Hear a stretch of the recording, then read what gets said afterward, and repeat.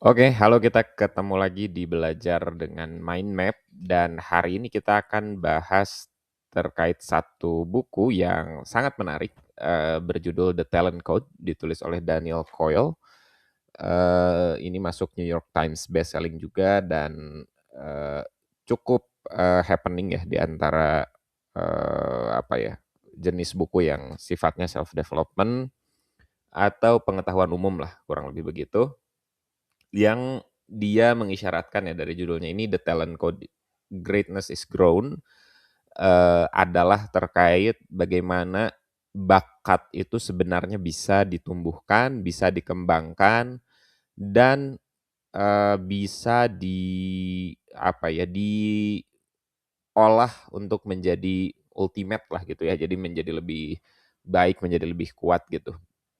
Dan dari buku ini kita ada beberapa istilah yang, baru dan buat saya juga sangat sangat insightful ya dan sangat, membuka pikiran terkait, apa itu bakat dan juga, kenapa bakat itu bisa dilatih dan kenapa bakat itu, eee, perlu ditemukan gitu ya untuk bisa, mmm, melakukan karir atau menjalani hidup yang lebih baik. Dan sebagai informasi juga, kita juga membuka layanan talents mapping atau pemetaan bakat individu, asesmen untuk menemukan potensi kekuatan diri sendiri, khususnya yang bisa dihubungkan dengan keperluan pengembangan karir dan studi. Oke, kita langsung aja, video ini akan dibagi menjadi 2 bagian. Pada video yang pertama ini kita akan bahas 2 bagian pertama, yaitu terkait deep practice dan ignition. Nanti di video berikutnya kita akan bahas terkait master coaching dan, myelin world ya. Nah, itu apa itu myelin? Ini satu hal yang sangat, penting ya. Tapi yang pertama kita akan bahas terkait deep practice itu sendiri atau berlatih secara mendalam ya gitu. Eee, Sebelum masuk ke pembahasan 3 pembahasan ini gitu ya, kita akan bedah sedikit ya, spoiler lah gitu. Buku ini diawali dengan seorang, pemain, musik ya, pemain klarinet kalau nggak salah namanya Clarissa. Dia punya cara berlatih yang cukup unik dan sehingga dengan cara latihannya itu, apa yang biasanya bisa dicapai dalam 1 sampai 2 bulan, dia bisa lakukan dalam beberapa menit atau beberapa sesi latihan saja gitu. Rahasianya adalah, pada di praktis ini atau berlatih secara mendalam yang oleh Daniel Coyle ditekankan bahwa sangat penting bagi kita untuk melakukan kesalahan saat kita mempelajari sesuatu. Nah, ini yang apa ya, jadi sedikit apa ya, kontra intuitif ya dengan bahwa kita harus berhati-hati ketika mempelajari sesuatu agar benar gitu ya. Tapi menurut Daniel Coyle, ketika kita melakukan kesalahan dan kita berusaha untuk, berpijak di kesalahan itu untuk bisa melakukan yang lebih baik, biasanya perkembangan kita menjadi lebih lebih lebih pesat gitu ya, supaya kemampuan kita juga bisa tumbuh dengan lebih baik. Nah, dari hasil risetnya ini, si Daniel ini menemukan bahwa, mekanisme utama gitu bagaimana sebuah bakat terbentuk itu adalah lewat sesuatu yang disebut dengan myelin. Nah, myelin ini adalah, dalam bahasanya dia ya gitu, itu adalah selubung yang menyelimuti syaraf lah gitu kurang lebih. Jadi, disitulah data-data, DNA data-data tersimpan, terkait perkembangan bakat seseorang gitu, bagaimana seseorang bisa menumbuhkan kemampuannya itu terekam di dalam, selubung yang yang namanya myelin itu gitu. Jadi, semakin pertumbuhan myelinnya bagus, pesat, semakin mudah, seseorang untuk bisa menguasai suatu keterampilan gitu. Nah, ini makanya disebut neural insulator ya atau ya selubung seperti karet lah yang menyelimuti, sistem syaraf gitu khususnya di otak gitu ya. Terus dia meningkatkan sinyal ya untuk, kekuatan, kecepatan, dan akurasi gitu ya. terus bagaimana dia, merespon gitu ya pertumbuhan, dan ada pada semua orang gitu ya. Dan semakin dia tumbuh dengan baik ya si mielin itu semakin banyak, semakin tebal dan semakin cepat tumbuhnya, secara mental, secara fisikal seseorang bisa bertumbuh gitu ya. Jadi, bisa dengan sangat sangat masif seseorang berubah gitu, dari tidak bisa menjadi bisa dan syaratnya yaitu tadi, berpijak kepada kesalahan, dan berusaha untuk, ketika melakukan sesuatu salah, perbaiki dulu, lakukan lagi sampai benar, nemu salah lagi, begitu lagi dan terus berulang-ulang gitu. Jadi tidak melompat-lompat ya. Nah, rules of deep practice gitu ya, sebenarnya aturannya seperti apa gitu ya, bukan aturan ya, atau deep practice itu jika dibedah seperti apa gitu. Eee, pertama itu chunk it up ya, chunk it up itu memotong fragmen-fragmen berlatih itu menjadi kecil-kecil gitu ya. Contoh, ini ada contohnya nggak ya? Sebentar.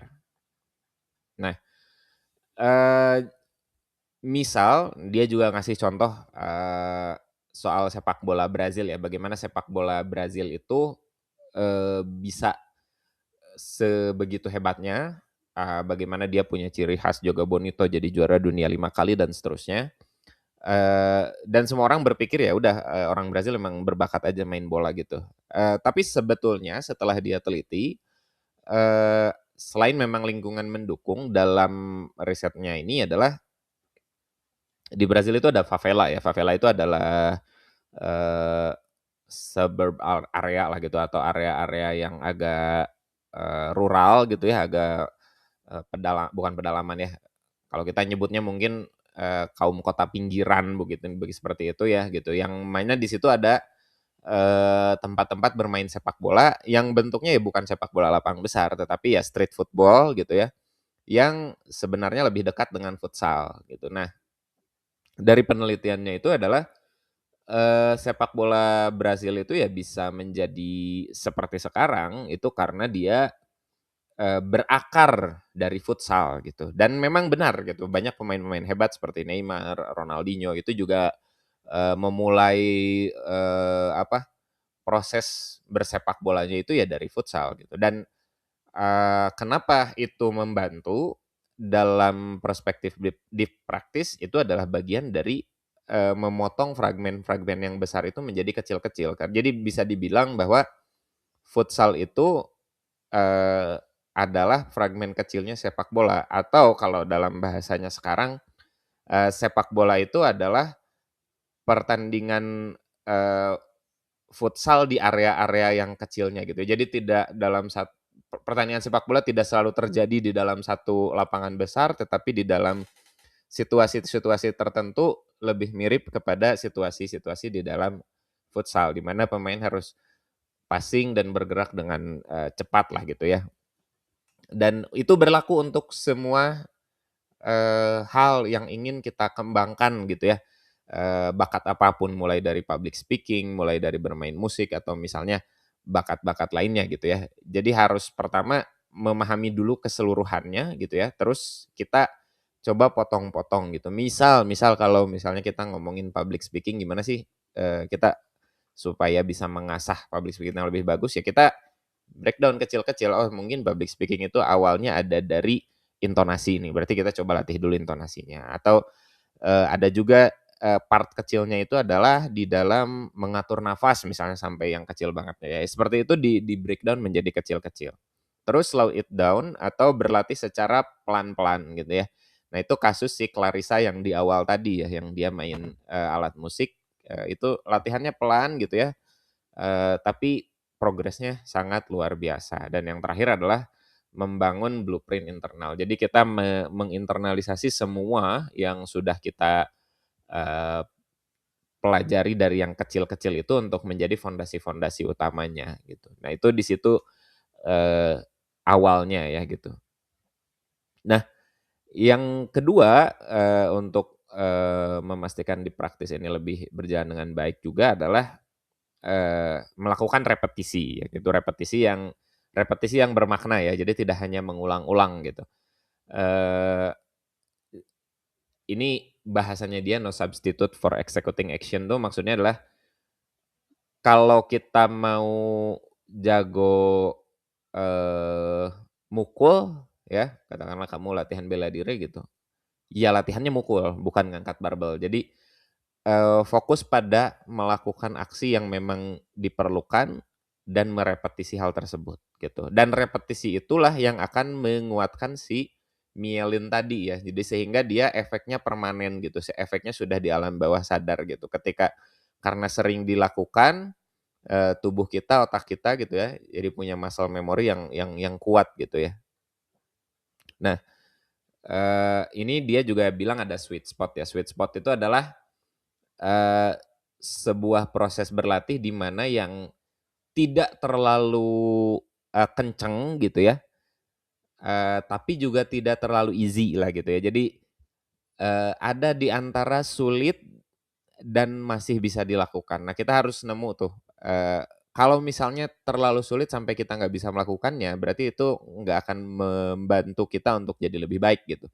Tapi kalau itu ada di dalam kondisi di mana eee, kita bisa, tapi ada kesulitan gitu, tapi kita bisa sedikit-sedikit. Nah, itu sweet spot. Nah, itu yang akan membantu kita untuk benar-benar jadi bisa dari melakukan sesuatu gitu ya.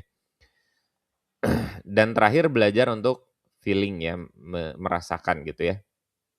Jadi, eee, apa ketika kita mempelajari suatu hal yang baru gitu ya, baik dalam olahraga, seni, ataupun, skill tertentu gitu ya, kita harus bisa nemu dulu hal yang membuat kita, nggak nyaman dan struggle ya. Jadi di 2 hal ini kita harus paham dulu apa sih yang sebenarnya bikin kita nggak bisa gitu ya. Dan kita mentarget gitu ya kesulitan-kesulitan itu ya, berusaha menemukan error-nya apa dan memperbaiki ya, seperti tadi ya gitu. Oh, ternyata, misal kalau apa nih, main badminton misalnya, saya nggak bisa smash gitu. Smash itu susah buat saya gitu. Nah itu, berarti apa nih yang bikin kita nggak bisa? Oh ternyata saya tuh nggak bisa ngeluarin tenaganya gitu. Gimana caranya ngeluarin tenaga? Itu dicari dulu tuh caranya. Terus, kita berusaha fokus di area itu dulu gitu, sampai, kita udah mulai bisa gitu ya, karena sweet spot tadi ya, di latihan yang tidak terlalu sulit dan tidak terlalu gampang, di situ kita baru membangun gitu ya skill itu, gitu. Oke. Dan di praktis ini yang terakhir adalah contoh-contohnya. Nah ini si Clarissa tadi ya yang udah saya sempat sampaikan ya gitu. Jadi ya fokus pada, error yang dia lakukan gitu ya. Golden Wedding tuh judul lagunya ya, judul lagu musiknya. Saya juga belum belum search ya seperti apa sih Golden Wedding itu, tapi dia mainkan lagu itu gitu ya, klarinetnya itu. Tapi dia fokus pada apa yang salah dari dirinya. Terus dia berusaha memperbaiki itu. Oke. Lalu ya ini contoh yang tadi ya, yang, futsal dan sepak bola di Brazil, mengkompres sepak bola ke dalam ukuran yang lebih kecil gitu ya. Eee, dan karena bola futsal itu lebih berat gitu ya dan lebih kecil, dia butuh, handling ya atau bukan handling pakai tangan. Maksudnya pakai kaki ya, controlling bolanya pakai kaki lebih mudah gitu ya dan terakhir, di dalam sepak bola, pemain lebih jarang menyentuh bola dan lebih banyak bergerak tanpa bola. Di dalam futsal 6 kali lebih banyak menyentuh bola per menitnya gitu. Jadi lebih terlatih juga di situ gitu. Nah ini ada juga yang contoh lain adalah yang latihan pilot menggunakan, eee, aviasi ya, yang ini yang disebut practice at edge of capability itu ya benar-benar di batas antara bisa dan, tidak bisa gitu ya. Jadi, karena kalau salah sedikit bisa kacau ya latihan pilot itu makanya, dia harus di situ tuh, berlatihnya, berusaha untuk tidak melakukan kesalahan gitu ya. Eee, nah Bronte Sister ini juga menarik ya, ini penulis gitu ya, dan dia gimana cara dia menjadi penulis novel yang prominent gitu ya, yang bagus, ya mulai dari ketika menulis, di waktu dia kecil itu tidak ada aturan gitu ya, benar-benar Dia menulis di dalam situasi yang aman gitu ya, tidak ada aturan, tapi dia benar-benar berusaha untuk, belajar dan setiap tahunnya terus berkembang untuk jadi lebih, bagus gitu ya. Nah ini Z-Boys ini, case-nya adalah, eee, skateboarders ya, pemain skateboard, tapi awalnya dia surfer atau apa namanya, peselancar gitu. Nah, ternyata buat dia untuk berlatih untuk jadi jagoan di skateboard, latihan di ombak atau di kolam renang itu, eee, menjadi latihan yang membantu dia untuk bermain skateboard dengan, baik gitu ya. Dan dari situ dia mengadaptasi gitu dari apa yang dilatih di surfing ke skateboard. Nah ini case-case yang sangat, menarik ya gitu.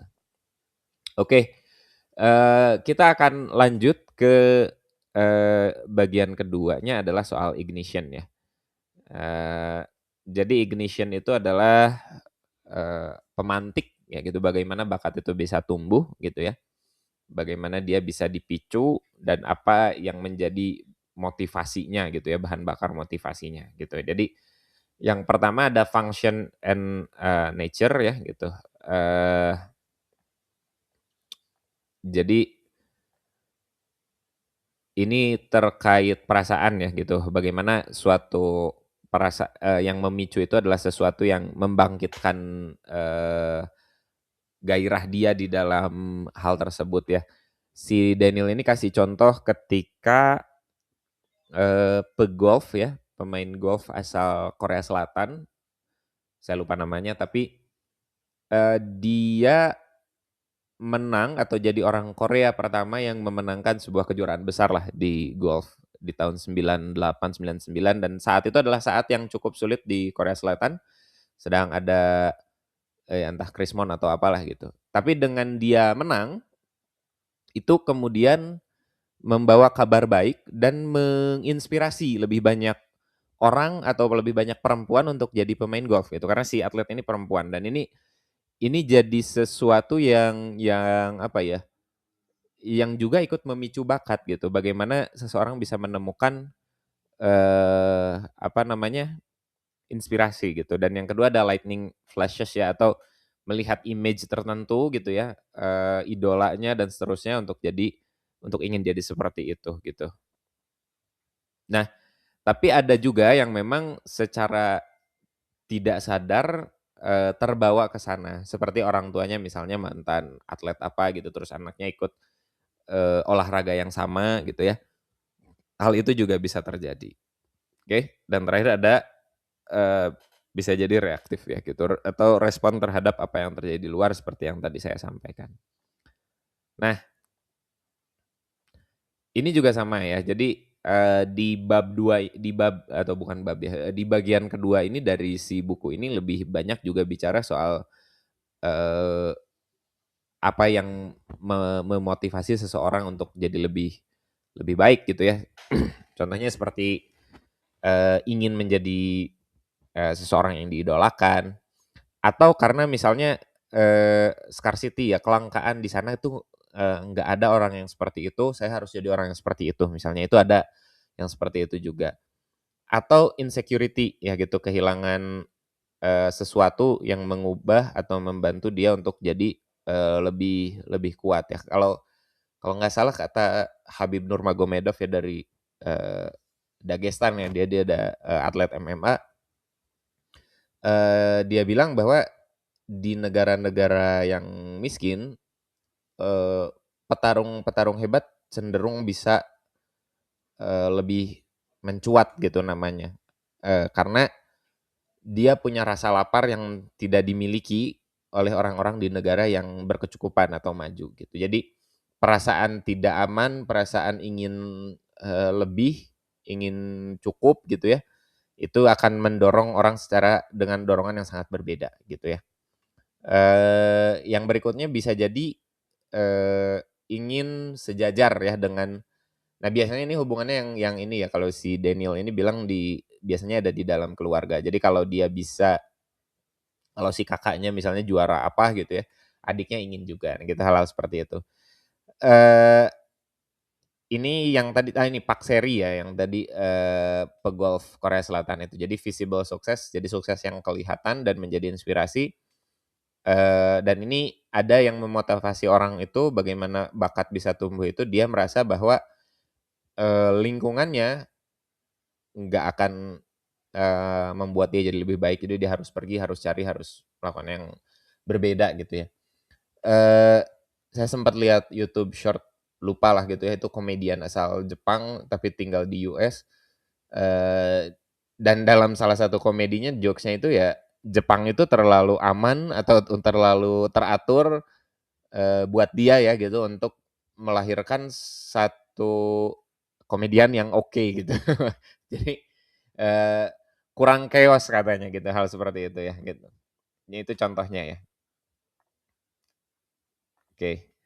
Nah ini beberapa contoh aja gitu ya, contoh-contohnya menarik menarik sekali dan sangat sangat apa ya, sangat inspiratif ya. Ini misalnya ada tim baseball Curaçao ya, ini dulunya, eee, sepak bolanya pernah dilatih Patrick Kluivert ya, kalau misalnya nggak tahu. Tapi baseball-nya mereka cukup jago ya gitu dan itu, salah satu negara yang cukup oke di baseball dan agak membingungkan orang gitu, itu pulau kecil tapi bisa punya baseball yang baik ya, karena ternyata environment-nya mendukung gitu ya. Terus ada pemicunya juga gitu, jadi pernah ada orang Curaçao yang main di MLB ya, di Liga Baseball Amerika dan, semenjak itu, eee, negara itu jadi gila baseball gitu ya dan, dia bisa jadi punya apa ya, lingkungan baseball yang sangat mendukung untuk, anak-anak untuk berlatih baseball gitu. Jadi hal seperti itu sangat sangat mendukung ya. Nah ini siapa nih, namanya si Andrew Jones itu mencetak home run di World Series 96 gitu ya. Hal-hal seperti itu gitu. Nah ini yang tadi ya, golf, dan, ada Russian tennis juga gitu. Jadi tenis di Rusia juga sama lah kurang lebih seperti itu. Setelah, Kurnikova menang, mulai lebih banyak petenis-petenis muda perempuan asal Rusia yang, ingin juga terjun ke tenis gitu ya. Dan dia menggarisbawahi ya dari risetnya Daniel Coyle ini bahwa kalau seseorang sudah terinspirasi lewat, hal tersebut mungkin setidaknya butuh 5 sampai 6 tahun untuk, melihat kisah sukses berikutnya gitu.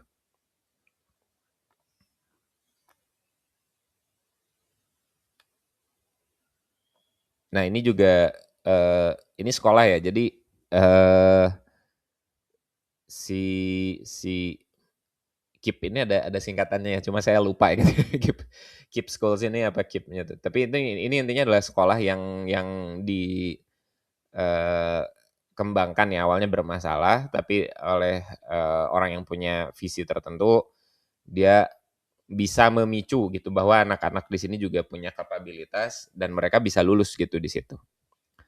Nah ini yang, beginner musician juga sama gitu, ada, cara berlatih ya gitu dan, melihat bahwa, sebuah sukses itu bisa bisa terlihat gitu ya dan bisa memicu gitu, untuk munculnya tokoh-tokoh berikutnya gitu. Dan ini terakhir gitu ya, jadi bagaimana, memicu seseorang untuk menumbuhkan bakat, misal kita sebagai orang tua gitu kepada anak-anak kita, itu adalah memberi feedback ya, salah satunya dengan memberi pujian dan memberikan feedback gitu ya. Pujian ini, harus, fokus di effort ya.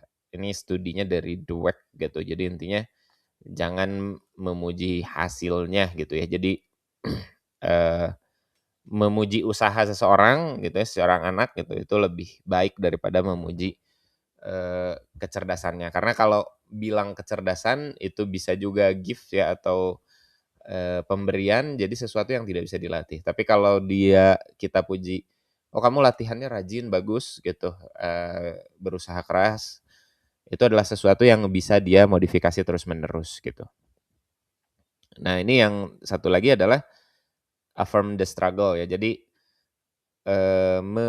menguatkan, ketika dia menderita gitu ya saat berlatih melakukan sesuatu gitu, misal seorang anak atau seseorang, yang ingin kita dorong ini, eee, kita mengafirmasi lah gitu bahwa ya harus dilawan gitu kesulitan-kesulitannya, harus tetap dilakukan meskipun berat gitu.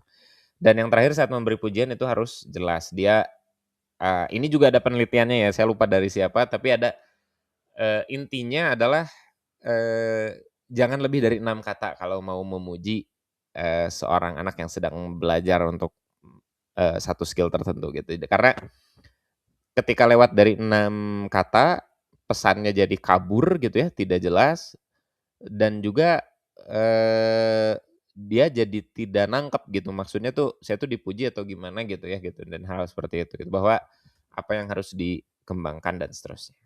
Oke. Nah,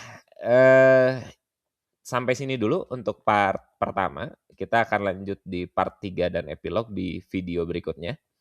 Eee, Mudah-mudahan bermanfaat, kita akan bertemu lagi bareng belajar di Mind Map. Jangan lupa subscribe, like, dan juga, baca di kolom deskripsi terkait beberapa, karya kita juga di luar ini.